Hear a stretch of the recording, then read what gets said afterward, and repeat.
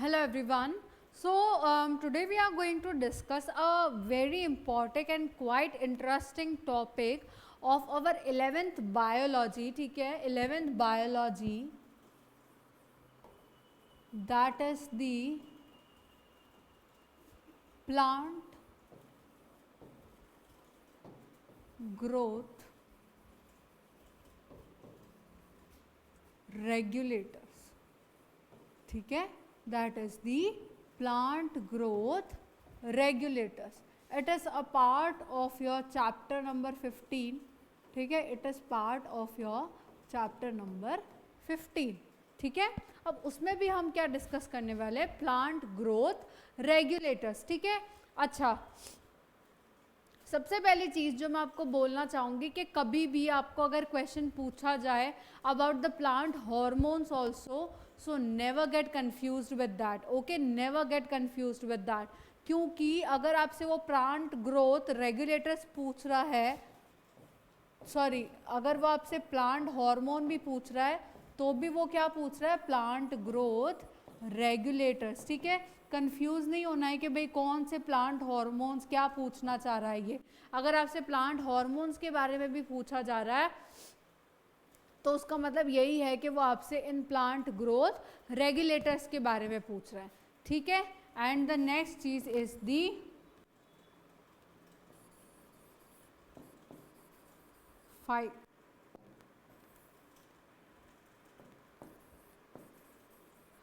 Phyto hormones. ठीक है, आप इसको अपन क्या बोल सकते हैं, plant hormones, plant growth regulators या फाइटो हॉर्मोन्स. ठीक है, फाइटो मीन्स प्लांट्स और हॉर्मोन्स तो पता ही है. ओके, तो फाइटो हॉर्मोन्स आए, प्लांट हॉर्मोन्स आए या प्लांट ग्रोथ रेगुलेटर्स आए या पीजीआरस लिखा हुआ है.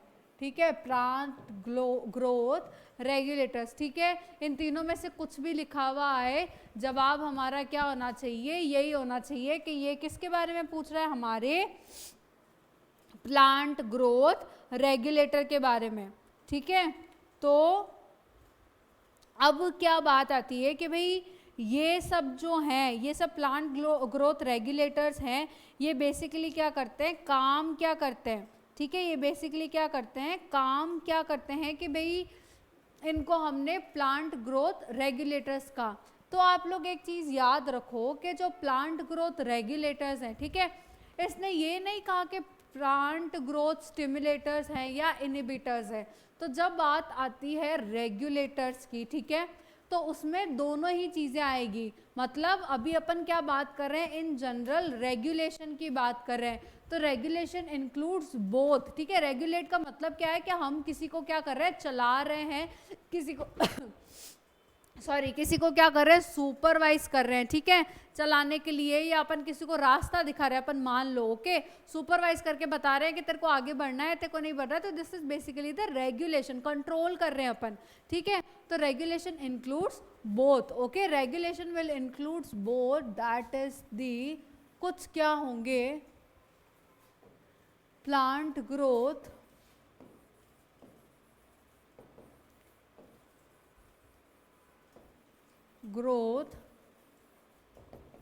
स्टिम्युलेटर्स होंगे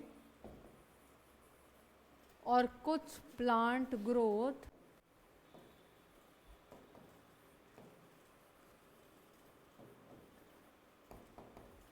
इनहिबिटर्स होंगे. ठीक है, कुछ क्या होंगे, प्लांट ग्रोथ स्टिमुलेटर्स और कुछ क्या होंगे, प्लांट ग्रोथ इनहिबिटर्स. ठीक है, ग्रोथ को जो स्टिमुलेट करेंगे वो ऑब्वियसली प्लांट ग्रोथ स्टिमुलेटर्स हैं, और जो इनहिबिट करेंगे वो क्या हो जाएंगे, इनहिबिटर्स हो जाएंगे. ठीक है, तो जो प्लांट ग्रोथ को स्टिमुलेट करते हैं वो क्या होते हैं, 3 तरह के हार्मोन होते हैं, और जो प्लांट ग्रोथ को इनहिबिट करते हैं वो कितने तरह के होते हैं, 2 तरह के. इनहिबिट कौन करता है, एब्सिसिक एसिड. ठीक है, it inhibits the abscisic acid, sorry, the inhibitor is the abscisic acid and the ethylene. ठीक है, abscisic acid and the ethylene, ये सब क्या करते हैं, हमारे जो प्लांट ग्रोथ हैं उसके क्या हैं, इनहिबिटर्स हैं. Okay, and when we talk about the stimulators there are 3 stimulators, okay, जिसकी हम बात करेंगे. First one is the auxins, second one is the gibberellins,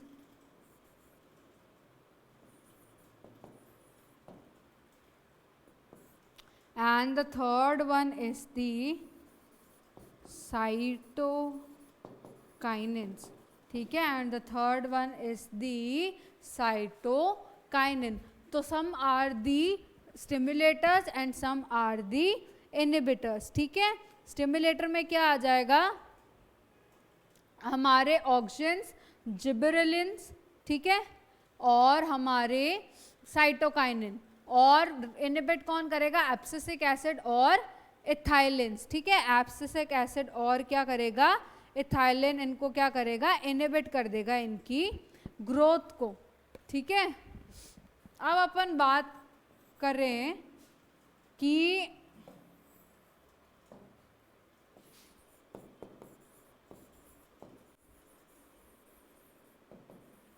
अब अगर अपन बात करें सबसे पहले इनकी डिस्कवरी की, ठीक है. सबसे पहले आते हैं हम इनकी डिस्कवरी पे.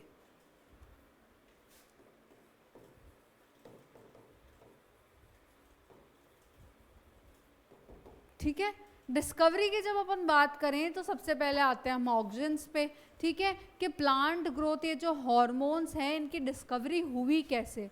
ओके, तो सबसे पहले जो ऑब्जर्व किया था वो किसने किया था, चार्ल्स डार्विन और उसके सन फ्रांसिस डार्विन ने, ठीक है. सबसे पहले जो ऑब्जर्व की थी ये चीज, ठीक है, वो सबसे पहले किसने की थी, Charles Darwin and his son Francis Darwin, ठीक है. अब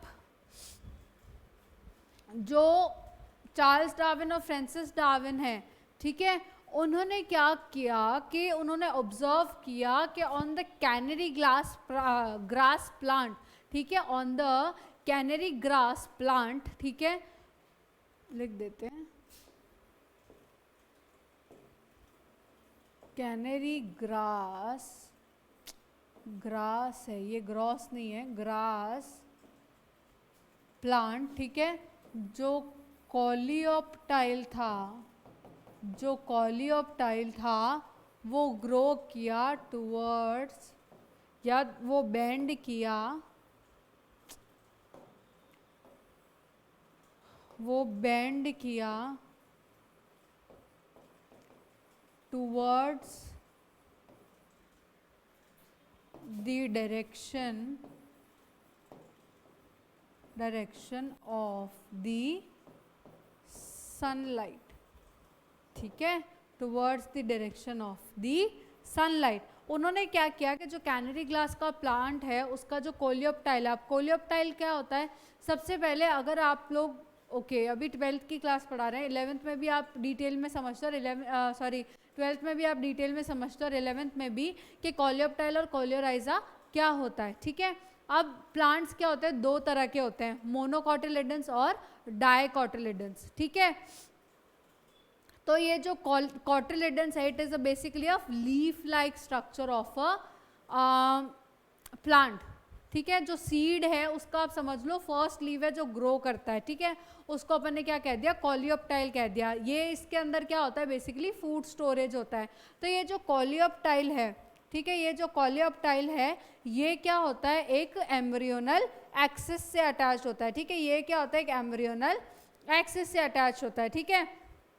जिसका जो ऊपर वाला पार्ट है, कोलियोप्टाइल के अटैचमेंट के ऊपर वाला पार्ट है, दैट फॉर्म्स दी प्लूम्यूल, मतलब ये वाला जो पार्ट जो इसका टिप होगा, दैट फॉर्म्स द प्लूम्यूल या the shoot apex, okay. And this the lower part below the this attachment of the coleoptile, it forms the radical या द रूट टिप, ठीक है.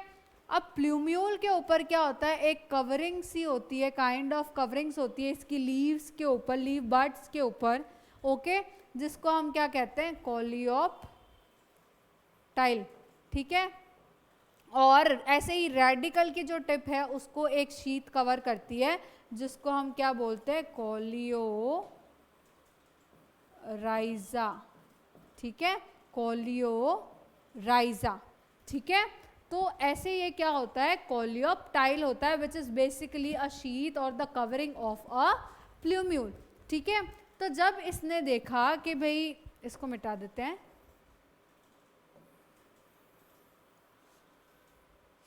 हाँ, जब इन्होंने देखा कि ये जो प्लांट है सपोज, ठीक है, इसका ये एक कोलियोप्टाइल है, ओके, यहाँ से सन है, यहाँ से क्या आ रही है, लाइट आ रही है, ठीक है, यहाँ पे इस पे लाइट पड़ी, तो ये प्लांट क्या किया, ये कैनरी ग्लास का ये जो कोलियोराइज है ये क्या करने लग गया, बेंड करके ग्रो करने लग गया, किसकी तरफ, लाइट की तरफ, बेंड करके क्या करने लग गया, ग्रो करने लग गया टुवर्ड्स दी लाइट, ठीक है।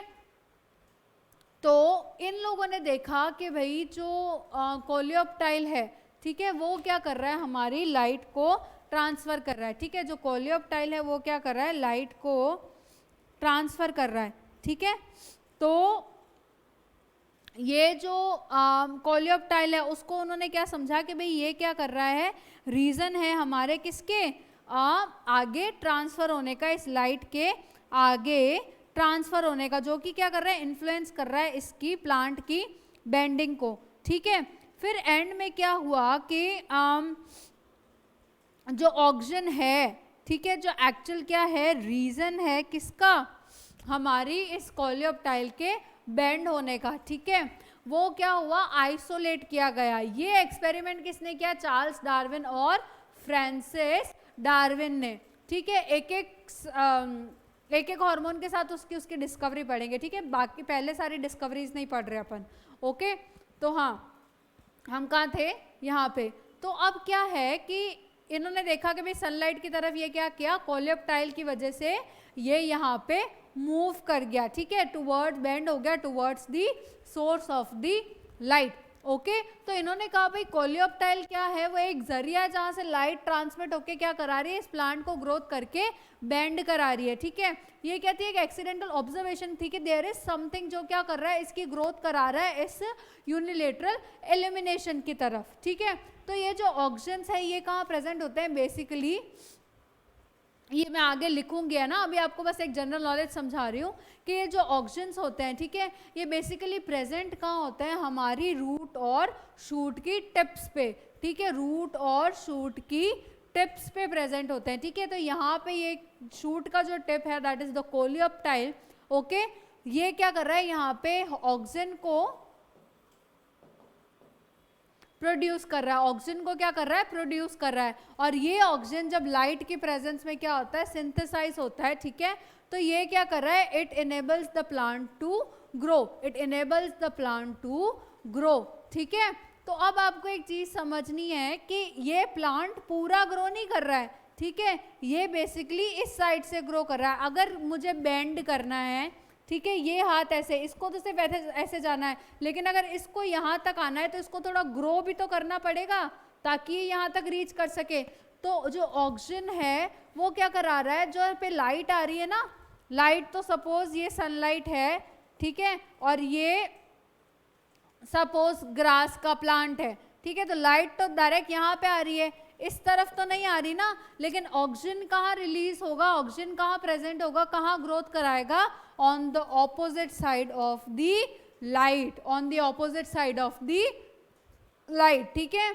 लाइट क्या करा रही है, इस कोलियोप्टाइल को इन्फ्लुएंस कर रही है और ये क्या कर रहा है, ऑक्सीजन का रिलीज करा रहा है, लेकिन जो ऑक्सीजन है वो कहाँ सिंथेसिस कर रही है या कहाँ ग्रोथ करा रही है, on the opposite side of the light, on the opposite side of the light. तो जो ऑक्सीजन्स हैं वो ग्रोथ हमेशा कहाँ कराते हैं, सिंथेसाइज कहाँ होते हैं, ग्रोथ कहाँ कराते हैं, on the opposite side of the light, ठीक है, जहाँ से उनको डायरेक्टली लाइट मिल रही है वहाँ से नहीं, उसके ऑपोजिट साइड से कराते हैं, ठीक है। अब इनका तो ये ऑब्जर्वेशन था चार्ल्स डार्विन का और फ्रांसिस डार्विन का, तो क्या था, ये ऑब्जर्वेशन था, ठीक है, लेकिन जो इसको आइसोलेट किया था वो किया था FW वेंट ने। फर्स्ट टाइम ऑक्सीजन किसने आइसोलेट किया था?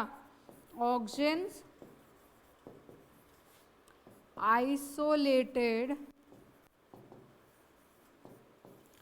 बाय FW वेंट, ठीक है, isolated by the FW Went, ठीक है, from the oat seedlings, from the oat seedlings, ठीक है। इसको फर्स्ट टाइम किसने आइसोलेट किया था? FW वेंट ने from the oat seedlings. Okay, तो this is basically about the discovery of the auxin, ठीक है। अब हम आते हैं डायरेक्ट ऑक्सीजन्स पे, ठीक है, अब अपन आते हैं डायरेक्ट ऑक्सीजन्स पे। ओके,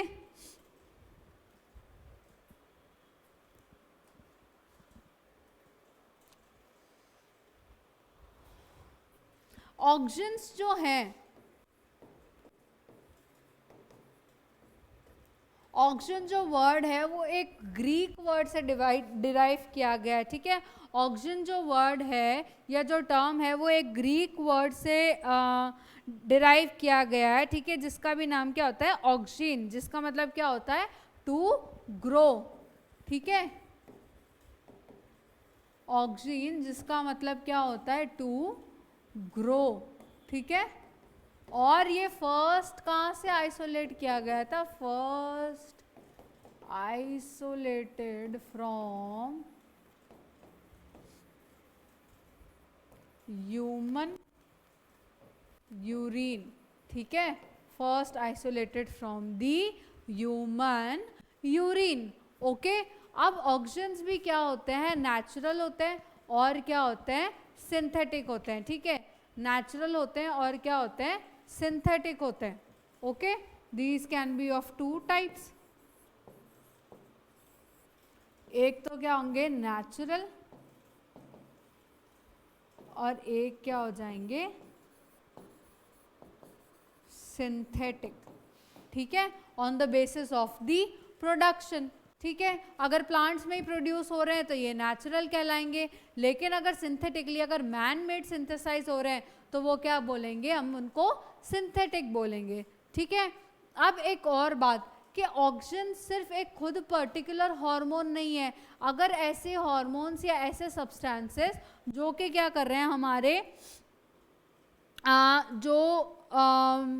मैं कहूँ कि जिनके पास ये ग्रोथ रेगुलेटिंग क्या है? प्रॉपर्टीज़ है, ऐसे कंपाउंड, ऐसे सब्सटेंस जिनके पास क्या है? ग्रोथ रेगुलेटिंग ऐसी प्रॉपर्टीज़ है, उनको भी अपन ऑक्सीजन कह सकते हैं, ठीक है। ऑक्सीजन एक पर्टिकुलर हार्मोन भी है, और ऑक्सीजन अपन मैं बोलूँगी कि कलेक्टिवली उन प्लांट ग्रोथ रेगुलेटर्स को भी कह सकते हैं, नेचुरल हो या मैन मेड या सिंथेटिक, जो भी क्या कर रहे हैं इसी तरह की रेगुलेशन की प्रॉपर्टीज रखते हैं, उन सबको हम एज अ ऑक्सीजन रेफर कर सकते हैं, ठीक है। तो अब ऑक्सीजन कोई एक हार्मोन नहीं है। अब आप देखेंगे नेचुरल भी है और सिंथेटिक भी है।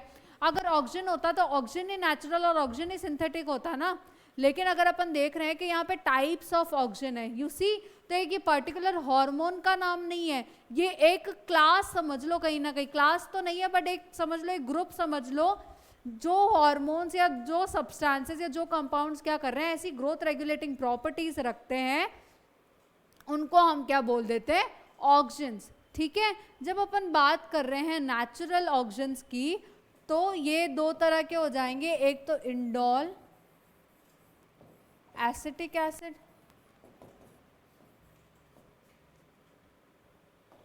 इंडोल 3 एसिटिक एसिड, और एक इंडोल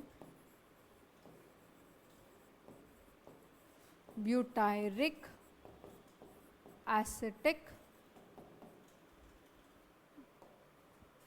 एसिड लिख देते हैं, एसिड, ठीक है।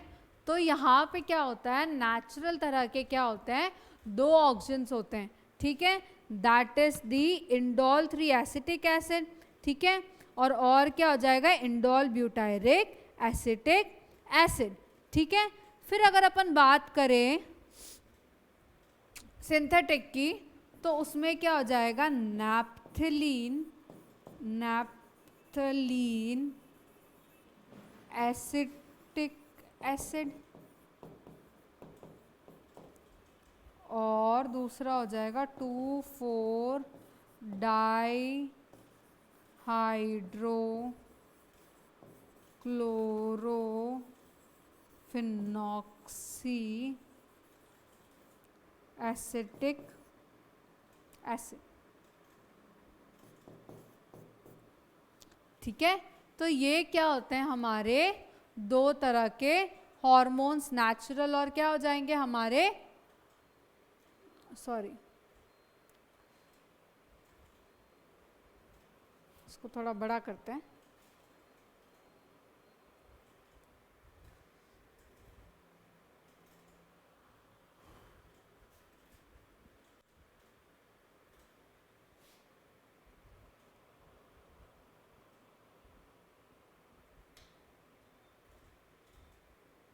ठीक है, अब यहां तक हम डिस्कस कर चुके थे। ठीक है,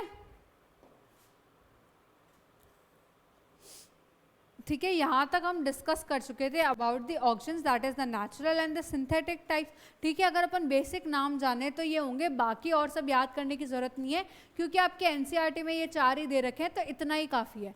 ठीक है, अब जब अपन बात करते हैं ऑक्सीजन की और, तो क्या हो जाएगा कि हमने ये तो सीख लिया कि भाई ऑक्सीजन होते क्या हैं। ठीक है, और ऑक्सीजन किस तरह के होते हैं, नेचुरल और सिंथेटिक, और ये प्रेजेंट कहाँ होते हैं, ऑक्सीजन आप साइड में लिखते जाइएगा, these are present on the root and shoot apex. ठीक है, ये कहाँ प्रेजेंट होते हैं, रूट और शूट एपेक्स पे, जो हमारी ग्रोइंग टिप्स होती है। ठीक है, जैसे कि रूट और शूट टिप्स, ठीक है, वहाँ पे ये क्या होती है, प्रेजेंट होते हैं। ओके, अब इसकी अपन और बात करें तो भाई ये क्या होते हैं मेनली, अब आपको पता है कि ये अगर ग्रोथ को इंड्यूस करा रहा है, ठीक है, ये अगर क्या है, ग्रोथ स्टिमुलेटर है, तो इसका जो यूज़ है वो एग्रीकल्चरल प्रैक्टिस में काफ़ी ज़्यादा होता है। ठीक है, ये जो ऑक्सीजन्स हैं ये क्या प्रेजेंट होती है, रूट और शूट एपेक्स पे, ग्रोइंग रूट और शूट एपेक्स पे, ये क्या कराती है, ग्रोथ कराती है, क्योंकि ये क्या एक ग्रोथ स्टिमुलेटर है। ठीक है, तो ये ऑक्सीजन्स क्या करते हैं, अपन एग्रीकल्चर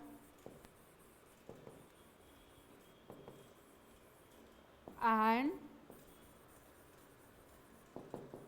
हॉर्टिकल्चर प्रैक्टिसेस में भी क्या होते हैं, यूज़ किए जाते हैं। ठीक है, हॉर्टिकल्चर प्रैक्टिसेस क्या होती है कि बेसिकली जब अपन प्लांट्स को क्या कराते हैं, ग्रो कराते हैं। ठीक है, specifically for the fruits and flowers. Okay, तो उसको अपन क्या बोलते हैं, हॉर्टिकल्चर बोलते हैं, एक सिंपल लैंग्वेज। ठीक है, तो अपन को जल्दी जल्दी ग्रोथ चाहिए, ठीक है, अच्छी ग्रोथ चाहिए, तो हम क्या करते हैं, उस पर ऑक्सीजन को स्प्रे कर देते हैं। ठीक है, अब और इसके फंक्शंस क्या क्या होते हैं, physiological effects of the auxin. ठीक है, हम अब डायरेक्ट कहाँ पे आ रहे हैं, फिजियोलॉजिकल इफेक्ट को, कि ये क्या क्या फंक्शन दिखाता है। फर्स्ट तो ये क्या करता है, सेल को डिवाइड कराता है और क्या कराता है, एलोंगेशन कराता है। आपको पता है कि ऑक्सीजन क्या करे थे, एलोंगेट। अभी अपन ने देखा ना, जहाँ पे लाइट आ रही थी वहाँ पे कोलियोप्टाइल क्या किया, ग्रो हो गया, बेंड करके क्या किया, ग्रो किया। ठीक है, तो ये ग्रोथ हो किसकी वजह से रही है, सेल डिविजन एंड उसके सेल एलोंगेशन की वजह से। ठीक है, और सेल एलोंगेशन की वजह से। ठीक है, और ये क्या करता है, डिफरेंशिएशन कराता है जाइलम और फ्लोएम टिश्यूज का। ठीक है, ये क्या कराता है, डिफरेंशिएशन कराता है of the xylem and the phloem tissues also. ठीक है, लेकिन यहाँ पे अभी अगर अपन यही बात याद रख लेते हैं कि भाई ये क्या कराता है, सेल डिविजन और सेल एलोंगेशन कराता है। ठीक है, अब जो नेक्स्ट चीज़ है वो क्या होती है, एपाइकल डोमिनेंस। ठीक है, वो क्या होती है, एपाइकल डोमिनेंस। अब एपाइकल डोमिनेंस का मतलब क्या है कि जो भी प्लांट है वो क्या करे, एपाइकली ग्रो करे और लेटरल बुशी नहीं हो जाए। ठीक है, अब देखो एक दो टर्म्स होते हैं, अगर कोई प्लांट एपाइकली ग्रो कर रहा है, एपाइकल मतलब वर्टिकल डायरेक्शन में, ठीक है, तो अगर मेरा ये प्लांट इतना सा है और अगर ये वर्टिकली ग्रो किया तो इसकी क्या बढ़ेगी, हाइट बढ़ जाएगी, ठीक है। लेकिन अगर ये लेटरली ग्रो किया, ठीक है, अगर ये लेटरली ग्रो किया मतलब side by side horizontal growth, तो ये क्या हो जाएगा, बुशी प्लांट हो जाएगा, थोड़ा मोटा घना प्लांट हो जाएगा, ठीक है। तो ये क्या कराता है, ये जो ऑक्सीजन होता है, ठीक है, it is responsible for the apical dominance, मतलब ये क्या करता है कि प्लांट को ज्यादा लेटरली नहीं ग्रो करने देता, ये क्या करता है, प्लांट की ग्रोथ को एपाइकली प्रोग्रेस कराता है, ठीक है। और जब एपाइकली प्रोग्रेस हो रही होती है प्लांट की ग्रोथ, तो लेटरल बर्ड्स या लेटरल ग्रोथ इतनी नहीं होती, ठीक है। तो इसको अपन क्या बोलते हैं, एपाइकल डोमिनेंस। यहाँ पे भी आप देखो कि in many plants if the terminal bud is intact, ठीक है, टर्मिनल बड से इसका मतलब है सपोज ये बड, ठीक है, and growing, the growth of lateral birds just below it remains suppress. मैंने आपको यही बोला कि जब प्लांट की एपाइकल ग्रोथ होती है तो लेटरल ग्रोथ इतनी नहीं हो पाती, ठीक है। तो अगर ये एक प्लांट है, इसके ऊपर ये एक बड है, तो अगर ये सही है और ये ग्रो किया जा रहा है तो यहाँ पे ऐसे बर्ड्स नहीं ग्रो कर पाएंगे, ठीक है। ये क्या लेटरल बर्ड्स है, तो ये लेटरल बर्ड्स क्या कर पाएंगे, नहीं ग्रो पाएंगे, ग्रो कर पाएंगे, इनकी जो ग्रोथ है वो क्या रहेगी, सप्रेस्ड रहेगी, ठीक है। Removal of the apical bird results in the rapid growth of the lateral birds. लेकिन अगर ये लेटरल बर्ड को यहाँ से क्या कर देते हैं, रिमूव कर देते हैं, या मैं इसको हटा देती हूँ, ठीक है, तो उस केस में क्या होगा कि ये जो लेटरल बर्ड्स हैं, ठीक है, ये क्या करेगी, ग्रो करना चालू कर देगी, ठीक है। फिर प्लांट क्या होने लगेगा, बुशी होने लगेगा, मोटा घना होने लगेगा, ठीक है। तो this is basically the apical dominance, कि जब तक एपाइकल बर्ड है उसकी डोमिनेंस चलेगी, उसका राज चलेगा, लेटरल वाले ग्रो नहीं करेंगे, मतलब नहीं करेंगे, ठीक है। लेकिन अगर अपन बात करें कि जैसे ही एपाइकल को हटाया तो डोमिनेट करने के लिए कोई है ही नहीं, इसलिए लेटरल बर्ड्स क्या करती है, इजीली ग्रो कर पाती है। Okay, now this phenomenon in which the apical bud dominates over the lateral buds and does not allow the lateral buds to grow is known as the apical dominance, ठीक है। ये phenomena यहाँ से ले लेते हैं ना, ये phenomena यहाँ से अंडरलाइन कर रही हूँ, this phenomena in which apical bud dominates over the lateral buds is known as the apical dominance, ठीक है। पूरी लाइन वैसे तो इम्पॉर्टेंट है, ओके, कि जब एपाइकल बड है तो लेटरल बड की ग्रोथ क्या है, सप्रेस्ड है, लेकिन जैसे एपाइकल बड हटी तो लेटरल बड्स के पर निकल आए, वो क्या करेंगे, अपना मजे से ग्रो करेंगे, और इस फिनोमिनन को अपन क्या बोलते हैं, एपाइकल डोमिनेंस, ठीक है। और ज़्यादा डिटेल नहीं लिखनी है, सिर्फ अपन इतना देख लेंगे, लेकिन एक्चुअली इसका एक एक्सपेरिमेंट है which is a very good experiment, ठीक है। ये स्कूग एंड थिमैन ने किया था, pointed out that apical dominance might be under the control of oxygen produced at the terminal bud and which is transported down through the stem to the lateral buds and hinders the growth, ठीक है। ये क्या कह रहे हैं कि भाई apical dominance oxygen की वजह से हो सकती है, जो कि कहाँ प्रेजेंट हो रहा है, at the terminal bud and which is then transported downwards through the stem to the lateral buds and hinders the growth, ठीक है। ये क्या हो रहा है, जब नीचे ट्रांसफर हो जाता है तो क्या कर देता है, हिंडर करता है ग्रोथ को, और जैसे इन्होंने एपाइकल बड हटाया, ठीक है, और अगार ब्लॉक से उसको क्या कर दिया, रिप्लेस कर दिया, this resulted in rapid growth of the lateral buds, ठीक है। तो this is basically what, the apical dominance, ठीक है। उसको अपन को ज्यादा इतना सीरियसली नहीं ले रहा, आपको नॉर्मली एक्सपेरिमेंट की भी जरूरत नहीं है, आपको समझ आया ना कि एपाइकल डोमिनेंस का मतलब क्या है, बस दैट्स इट, उतना समझ आना चाहिए, ठीक है। समझ आ गया कि जब एपाइकल बड प्रेजेंट है तो लेटरल बड्स क्या कर रहे हैं, ग्रो नहीं कर पा रहे, इसको थोड़ा बड़ा कर देते हैं, ठीक है। इस डायग्राम को देखो, यहाँ पे लेटरल बड्स क्या कर रहे हैं, ग्रो नहीं कर पा रहे हैं, लेकिन जैसे ही यहाँ से बड हटा काटा इसको तो लेटरल बड्स देखा ये कैसे बढ़ रहे हैं, this is the apical dominance, ठीक है। द थर्ड पॉइंट इज, एक सेकेंड इस डायग्राम को ऊपर कर देते हैं। The third point is the root initiation, ठीक है। The third point is the root initiation, ये क्या करता है, रूट फॉर्मेशन को स्टार्ट करता है, ठीक है। In contrast to the stem, the higher concentration of oxygen inhibits the elongation of the root, but the number of lateral roots is considerably increased, ठीक है। अब ये क्या कह रहा है कि भाई जब ऑक्सीजन रिलीज होते हैं, ठीक है, ऑक्सीजन रिलीज का होते हैं ना, तो ये क्या करते हैं, जो रूट्स का एलोंगेशन है, ठीक है, रूट्स का जो एलोंगेशन है ना, उसको क्या करेंगे, याद रखो, कंफ्यूज नहीं होना है। रूट्स का जो एलोंगेशन है, जो नॉर्मल हमारी प्लांट्स की रूट होती है, उसको तो ये क्या कर रहा है, एलोंगेशन होने से इसको क्या कर रहा है, इनहिबिट कर रहा है, ठीक है। ये क्या कर रहा है, रूट्स एलोंगेशन को इनहिबिशन कर रहा है। लेकिन वहीं ये क्या कर रहा है कि जो लेटरल रूट्स होती है, जिसको अपन क्या बोलते हैं, एडवेंटिशियस रूट्स, ठीक है। एडवेंटिशियस मतलब जो उसकी नॉर्मल जगह है उसके अलावा कहीं जो ग्रो कर रही है, उसको अपन क्या बोलते हैं, एडवेंटिशियस रूट्स। ये आप लिख लीजिए, ठीक है, उसको अपन क्या बोलते हैं, एडवेंटिशियस रूट्स। तो ये क्या कर रहा है, ये रूट इनिशिएशन जो ऑक्सीजन है, वो नॉर्मल जो रूट है, higher concentration of oxygen inhibits the elongation of the roots, ठीक है। जो नॉर्मल एलोंगेशन है रूट्स का, उसको तो क्या कर रहा है, इनहिबिट कर रहा है।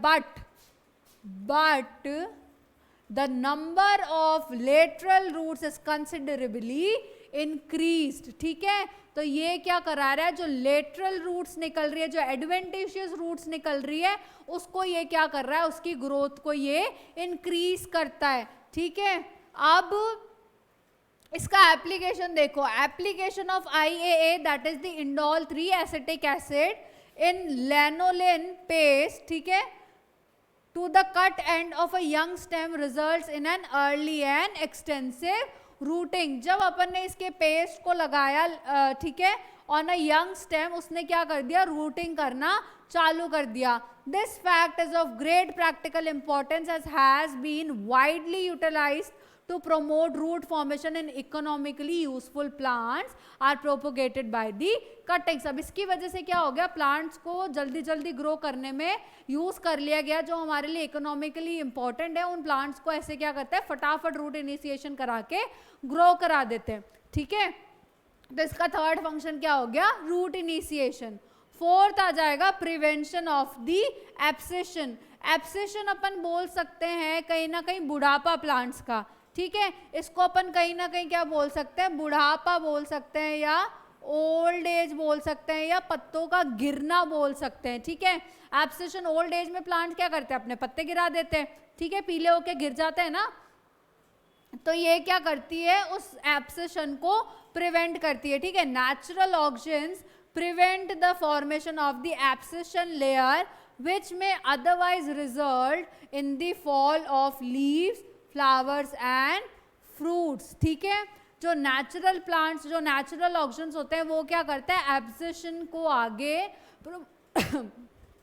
प्रोमोट नहीं करने देते, ठीक है। ये क्या करते हैं, अपनी लीव्स, फ्लावर्स और फ्रूट्स जो प्लांट्स के होते हैं, उसको ये क्या करते हैं, बचाए रखते हैं लंबे समय तक, ठीक है। ये क्या करते हैं, डीले कर देते हैं एब्सेशन को, ठीक है। ये क्या करते हैं, डीले कर देते हैं एब्सेशन को, ओके। एब्सेशन जोन होता है एक प्लांट्स में, ये थोड़ी एडिशनल नॉलेज है। सपोज एक प्लांट है, ठीक है, यहाँ पे क्या एक लीफ है, अब मुझे लग रहा है कि मेरे जो लीफ है वो क्या है, गिरने वाली है, ठीक है। तो मैं उसको पूरे न्यूट्रिएंट्स के साथ क्यों गिरने दूं, सही बात है ना, मैंने उसको इतना पाला पोसा, इतना सही किया, ये अब गिर रही है, तो मैं इसके साथ अपने न्यूट्रिएंट्स को क्यों जाने दूं। तो प्लांट्स क्या करता है, ट्राई करता है, पहली बात तो इसके न्यूट्रिएंट्स वापस आ जाए अगर इसमें कुछ है तो, ठीक है। और ये काइंड ऑफ क्या बनाता है, एक एब्सेशन जोन बनाता है, ठीक है। एब्सेशन क्या बनाता है, जोन बनाता है। और ये एब्सेशन जोन होता क्या है बेसिकली, कि जब ये लीफ गिरने वाला है तो न्यूट्रिएंट्स क्या हो जाए, इसमें वापस प्लांट के अंदर आ जाए, ठीक है, और ये क्या बना देता है, कहीं ना कहीं डिफरेंशिएटिंग लेयर बना देता है, ठीक है, कि इसके आगे अब कुछ नहीं करना, ओके। यहाँ से अब ये लीफ गिरने वाला है, इसको छोड़ दो, ठीक है, और यहाँ से पूरा न्यूट्रिएंट ले लो, और उल्टा ये अपना प्लांट क्या होता है, एक प्रोटेक्टिव लेयर भी बनाता है, ताकि इसके अंदर क्या हो, कुछ इन्फेक्शन वगैरह नहीं आए, कुछ प्रॉब्लम्स इसके अंदर क्या हो, नहीं आए, ठीक है। तो बेसिकली एब्सेशन को क्या करता है, प्रिवेंट करता है। अगर इतनी रामायण समझ ना भी आए तो एक चीज याद रखो कि ये लीव्स, फ्लावर्स और फ्रूट्स को गिरने से बचाता है, ठीक है। एब्सेशन का मतलब आप इतना सिंपल समझ लो कि भाई ये लीव्स, फ्लावर्स और फ्रूट्स को क्या करता है, गिरने से बचाता है, ठीक है, इसमें तो कोई बड़ी बात नहीं है। अब फिफ्थ है, इट इंड्यूसेस दी पार्थेनोकार्पी, ठीक है। जनरली जो प्लांट्स होते हैं, जो हायर प्लांट्स होते हैं, दे परफॉर्म सेक्सुअल रिप्रोडक्शन, ठीक है, जो हायर प्लांट्स होते हैं दे परफॉर्म सेक्सुअल रिप्रोडक्शन, ठीक है। लेकिन व्हेन द सीड्स और when the fruits, parthenocarpy, when the seeds slash fruits are formed without sexual reproduction, उसको अपन क्या बोलते हैं, पार्थेनोकार्पी, ठीक है, उसको अपन क्या बोलते हैं, पार्थेनोकार्पी। जब प्लांट्स में सेक्सुअल रिप्रोडक्शन नहीं हुआ लेकिन फिर भी फ्रूट्स प्रोड्यूस हो गए, जो कि जनरली क्या होते हैं, प्रोडक्ट्स होते हैं किसके, सेक्सुअल रिप्रोडक्शन के, ये सीड्स और ये फ्रूट्स। लेकिन जब प्लांट सेक्सुअली रिप्रोड्यूस ना करे, अपने आप में ही कुछ डेवलपमेंटल चेंजेस लेके आ जाए, फ्रूट को प्रोड्यूस कर ले, तो उसको अपन क्या बोलते हैं, पार्थेनोकार्पी। और ये जो ऑक्शंस होते हैं ये क्या करते हैं, इंड्यूस करते हैं पार्थेनोकार्पिक फ्रूट फॉर्मेशन को। देखो यहाँ पे, fruit formation without pollination and the fertilisation, ठीक है। अब in parthenocarpic fruits the concentration of oxygen in the ovaries is higher than in the ovaries of plants which produce fruits only after the fertilization। अब आपने जब यहाँ पे oxygen डाले, ठीक है, तो इसका जो कंसंट्रेशन है वो क्या होता है, ज़्यादा होता है इन ओवरीज में, इन प्लांट्स के ओवरीज में, नॉर्मल प्लांट्स के कंपैरिजन में, ठीक है। जो नेक्स्ट यूज हो जाएगा, ये जो नेक्स्ट फंक्शन है इसका, वो क्या है, रेस्पिरेशन, ठीक है। ऑक्सीजन क्या करते हैं, स्टिमुलेट करते हैं रेस्पिरेशन को, and there is correlation between the oxygen induced growth and the respiration, ठीक है। ऑक्सीजन क्या कर सकते हैं, basically increase the rate of the respiration, ठीक है, ज्यादा नहीं पढ़ने की जरूरत है। ऑक्सीजन क्या कर सकते हैं, increase the rate of the respiration, ठीक है। और कैसे कर सकते हैं ये चाहे समझ आए तो समझ लो, नहीं तो एक लाइन लिखोगे तो भी मोर देन एनफ है, ठीक है, कि indirectly through increase supply of the ADP by rapidly utilising the ATP in the expanding cell. ADP को यूटिलाइज करके, एडीपी को सप्लाई करके एटीपी को यूटिलाइज करके ये क्या करता है, रेस्पिरेशन को इंक्रीज करता है। या नहीं इतना याद रहता तो नॉर्मल सी चीज के भी ऑक्सीजन क्या कर रहा है, इंक्रीज कर रहा है रेट ऑफ रेस्पिरेशन को, okay. Seventh is the callus formation. Beside cell elongation, auxin में also be active in the cell division, ये तो अपन पढ़ चुके हैं, ठीक है। In many tissues cultures where the callus growth is quite normal, the continued growth of such callus takes place only after the addition of the auxin. जहाँ पे क्या होता है कि भाई कैलस नॉर्मली ग्रो कर रहा है लेकिन अपन इसको कंटिन्यूसली ग्रो कराना चाहते हैं, तो वहाँ पे ये कैसे ग्रो करता है, after the addition of the auxin only. तो this induces, the auxin induces the callus formation, ठीक है। अब और क्या हो जाएगा, इरेडिकेशन ऑफ द वीड्स, ठीक है, इरेडिकेशन ऑफ द वीड्स। अब इरेडिकेशन ऑफ वीड्स में क्या आ जाएगा, ओ माय गॉड, ये तो इरेडिकेशन ऑफ वीड्स में क्या आ जाएगी ये चीज के some synthetic oxygen, especially the 2,4-dichlorophenoxy acetic acid, ठीक है। और इसको छोड़ो, इसको जब एनसीईआरटी ने दिया ही नहीं, इसको नहीं पढ़ना, ठीक है। 2,4-D जो है are useful in the eradication of the weeds at higher concentration. अगर अपन ऑक्सीजन्स को हायर कंसंट्रेशन में डाले तो ये जो वीड्स हैं उनके इरेडिकेशन में भी क्या करती हैं, हेल्प करती है, उनको रिमूव करने में, उनको हटाने में भी क्या करती है, हेल्प करती है। And the 9th and the last one is the flowering and the sex expression। ठीक है, oxygen generally inhibit flowering but in pineapple and lettuce it promotes uniform flowering। ठीक है, जनरली तो ये क्या करता है, फ्लावरिंग को क्या करता है, इनिबिट करता है। ये तो क्या कराता है, ग्रोथ कराता रहता है। ठीक है, फ्लावरिंग को क्या कर रहा है, इनिबिट करता है। लेकिन क्या कराता है ये पाइनएप्पल और लैटिस में क्या कराता है, इट प्रोमोट्स यूनिफॉर्म फ्लावरिंग। ठीक है, तो ये क्या है हमारे ऑक्सीजन्स के फंक्शन। ठीक है, ये क्या हमारे ऑक्सीजन के फंक्शंस, और इसको कहीं ज़्यादा नहीं पढ़ना है। ठीक है, ये हो गया बस, इससे ज़्यादा अपन इसको नहीं पढ़ेंगे। ठीक है, जितना अपनी बुक में था इतना अपन पढ़ चुके, उससे ज़्यादा ही पढ़ा इनफैक्ट, लेकिन ये सॉर्टेड था इसलिए I have taught you by this PDF। Okay, तो फर्स्ट फंक्शन क्या आ जाएगा, cell division and elongation. Second is the apical dominance. Third one is the root initiation. Fourth one is the prevention of the abscission. Fifth one is the parthenocarpy. ठीक है, sixth one is the respiration. Seventh one is the callus formation. Eighth one is the eradication of the weeds and ninth one is the flowering and the sex expression. ठीक है, ये क्या करता है, हमारा एक प्लांट हार्मोन खत्म करता है, दैट इज द ऑक्सीजन्स। ठीक है, ये क्या होता है, जनरली ग्रोथ रेगुलेटर्स और स्टिमुलेटर्स होते हैं। ठीक है, एंड एनी सब्सटेंस नेचुरल और सिंथेटिक, ठीक है, having this growth regulation properties can be called as the auxins. Okay, these are generally present at where, the shoot and the root apex. ठीक है, the shoot and the root apex.